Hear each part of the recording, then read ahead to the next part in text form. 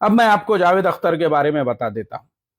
پتا ہے آپ کو یہ جاوید اختر کون ہے؟ تو اب آپ میں سے بہت سارے لوگ بولیں گے نہیں مفتی صاحب یہ تو فلموں میں گانے لکھتا ہے، یہ تو فلموں کے اندر ڈائلاگ لکھتا ہے، فلموں کی اسٹوری لکھتا ہے. ارے بھائی، جاوید اختر کے جو پردادا تھے ان کا نام تھا علامہ فضل حق خیرآبادی. وہ انڈیا کے پہلے مفتی تھے جنہوں نے 1857 میں انگریزوں کے خلاف جو بغاوت ہوئی تھی، جو غدر ہوا تھا، اس وقت میں یہ فتویٰ جاری کیا تھا انگریزوں کی فوج میں بھرتی ہونا حرام ہے. آپ کو معلوم ہے کیا؟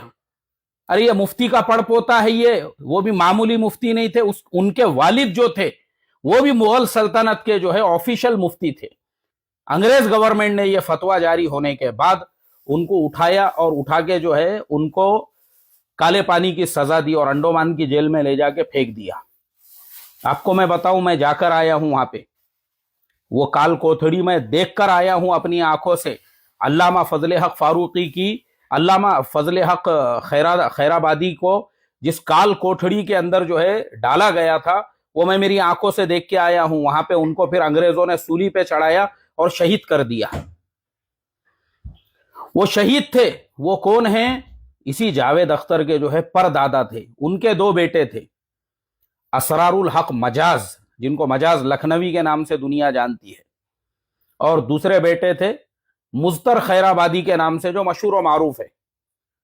پھر ان کے بیٹے پیدا ہوئے جاں نثار اختر. تو یہ جو جاں نثار اختر ہے، یعنی علامہ فضل حق خیرآبادی کی شہادت کے بعد پھر کیسا تھا، اس ملک کے اندر انگریزوں کی حکومت قائم ہو گئی. پھر ان کی جو نسلیں ہیں انہوں نے کمیونسٹوں کے ساتھ میں ہاتھ ملا دیا اور کمیونسٹوں کے خیالات کے اوپر جو ہے پھر وہ آگے بڑھے. تو جو جاں نثار اختر ہے وہ تو 100% کمیونسٹ تھا، یعنی یہ جاوید اختر کے جو والد تھے وہ 100% کمیونسٹ. اسی لیے اس نے جو ہے جیسے ہی یہ جاوید اختر پیدا ہوا، ان کے دوستوں نے کہا کہ تمہارے گھر پہ اسٹالین پیدا ہوا ہے یا ولادیمیر لینن پیدا ہوا ہے. یہ جملے ہیں خود ان کے اپنے لکھے ہوئے.